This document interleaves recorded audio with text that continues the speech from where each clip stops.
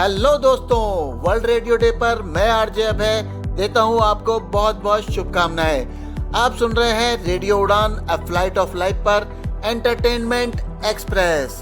आज का है हमारा स्पेशल एपिसोड। हेलो दोस्तों, मैं हूं RJ Tanisha. World radio day पर आप सभी को बहुत बहुत बधाइयाँ। आज के हमारे इस स्पेशल एपिसोड में आप सुनेंगे रेडियो उड़ान के सारे आरजेस को। तो फिर शुरू करें। नेटफ्लिक्स ने अनाउंस कर दिया है पूरे साल का कैलेंडर। जी हाँ, कौन कौन सी फिल्में और वेब सीरीज 2026 में रिलीज होने वाली हैं, उन सभी के टीजर शोकेस कर दिए गए हैं। तो सुन लेते हैं यही सारे टीजर्स जिन्हें पेश कर रहे हैं हमारे रेडियो उड़ान के आरजेस। मिलिए आपके नए पड़ोसी से जो लेकर आ रहा है प्यार और थोड़ा पागलपन। जी हाँ, नेटफ्लिक्स पर अनाउंसमेंट हुआ है एक ह्यूमरस कॉमेडी वेब सीरीज का जिसका नाम है चुंबक। इसके मुख्य किरदारों में है नीना गुप्ता, अर्जुन बिजलानी, सुमित व्यास और जिसके डायरेक्टर है आतिश ढोलकिया। तो आइए सुन लेते हैं इसका मजेदार टीजर।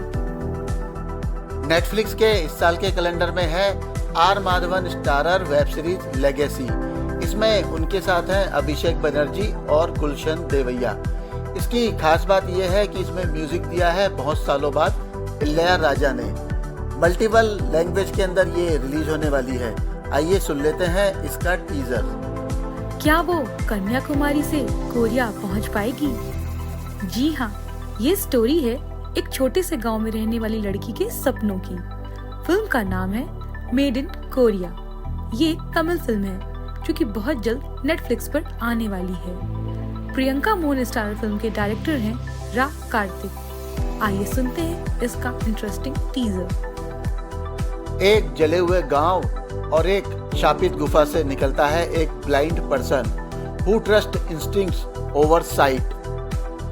जी हाँ, नेटफ्लिक्स पर इस तेलुगु फिल्म जो कि आने वाली है उसका नाम है तक्षाकुडू। इसमें आनंद देवरकोंडा और नितांशी गोयल मेन लीड में है। फिल्म कब रिलीज होगी ये तो बाद में पता लगेगा। फिलहाल सुन लेते हैं इसका ये अनाउंसमेंट टीजर।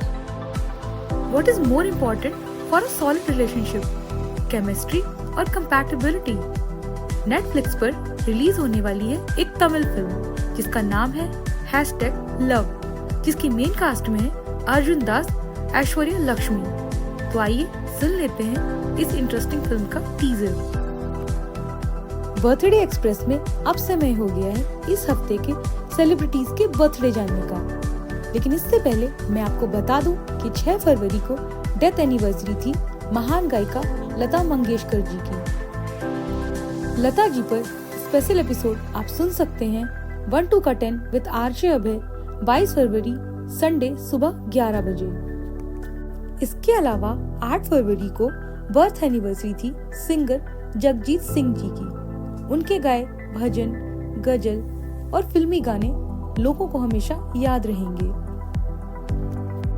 आज यानी 13 फरवरी को बर्थडे आने वाला है एक्टर कुणाल रॉय कपूर का, जिनकी पहली फिल्म आई थी 2011 में। ये फिल्म थी दिल्ली वैली। इसके अलावा उन्होंने ये जवानी है दीवानी, राधे श्याम और नटंकी साला जैसी फिल्मों में भी काम किया। गुड इवनिंग, नमस्कार, सत श्री अकाल, आदाब। दोस्तों, हम हैं आरजे सैफ जो रेडियो उड़ान पर लेकर आते हैं हर फ्राइडे रात 10 बजे खूबसूरत गजलों पर मबनी शो शाम गजल। और आज एंटरटेनमेंट एक्सप्रेस के इस सफर में हम हैं आपके मुसाफिर।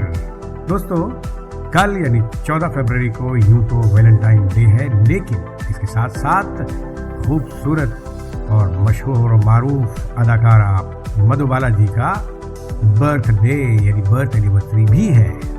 इस सिलसिले में हम आपको बताना चाहेंगे कि मधुबाला जी, जिनकी पहली फिल्म बसंत 1942 जिसमें उन्होंने एक चाइल्ड आर्टिस्ट की हैसियत से अपना डेब्यू किया, उसके बाद 1947 में इनकी एक फिल्म आई नील कमल जिसमें एज अ हीरोइन उन्होंने पहली बार बड़े होकर काम किया। और उसके बाद 1949 में महल, और उसके बाद चलती का नाम गाड़ी, और उसके बाद एक ऐसी फिल्म जिसने उन्हें एक एस्टेब्लिश्ड कलाकार बना दिया, जो थी मुगल आजम 1960, जिसमें उन्होंने अनारकली का अनफॉरगेटेबल रोल किया।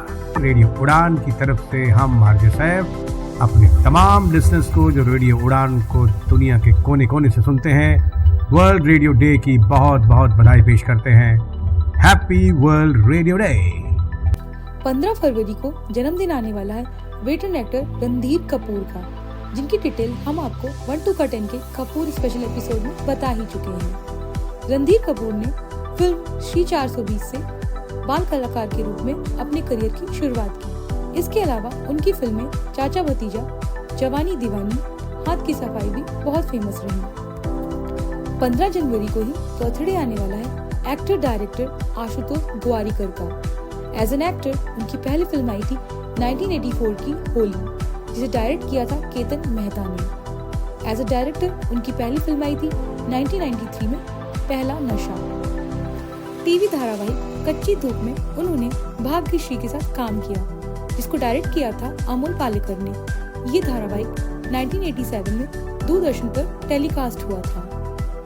लगान, स्वदेश, जोधा अकबर वो बेहतरीन फिल्में थी जिनका उन्होंने सफल निर्देशन किया।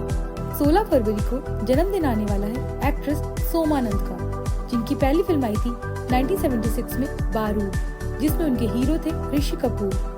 इसके बाद उन्होंने कई पारिवारिक फिल्मों में काम किया, जैसे घर एक मंदिर है, दरिया दिल, कर्ज चुकाना है और जैसी करनी वैसी बढ़नी। इसके अलावा 1995 में एक धारावाहिक आया हम 5, जो कि बहुत मशहूर हुआ। फिल्म हंगामा में परेश रावल के साथ भी उनका रोल शानदार रहा। 17 फरवरी को बर्थ एनिवर्सरी है डायरेक्टर रवि टंडन की।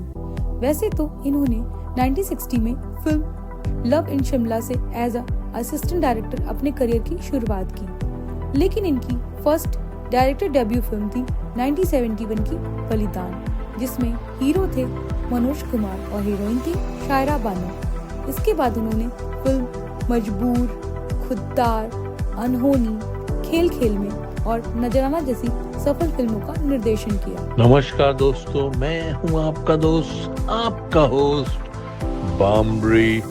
मिलता हूं मैं आपसे हर हफ्ते शनिवार के दिन रात 8 बजे और हर इतवार दोपहर 3 बजे शो बॉम्बे टॉकीज में।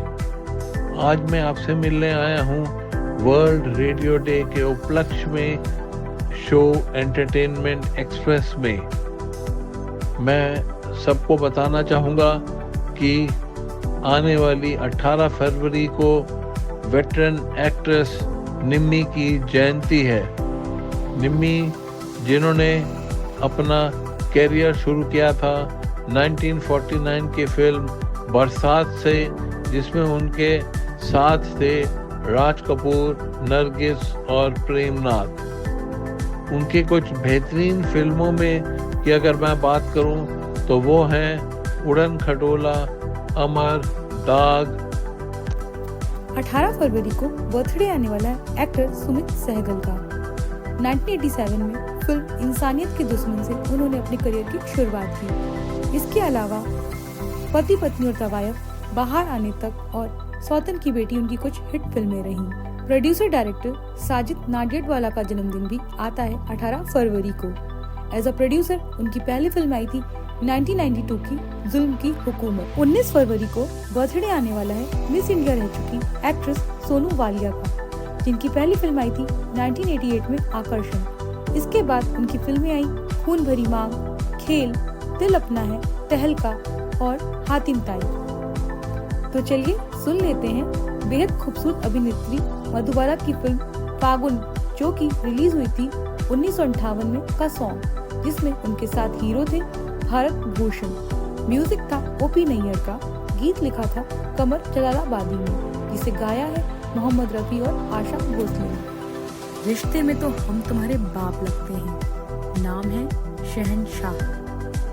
जी हाँ, क्लासी एक्सप्रेस में आज हम जिस फिल्म की बात करेंगे वो है 12 फरवरी 1988 को रिलीज हुई फिल्म शहनशाह। टीनू आनंद ने इससे पहले 1979 में दुनिया मेरी जेब में, 1981 में कालिया, 1984 में ये इश्क नहीं आसान और इसके बाद 1989 में मैं आज़ाद हूँ, 1991 में जीना तेरी गली में और 1998 में मेजर साहब का भी डायरेक्शन किया।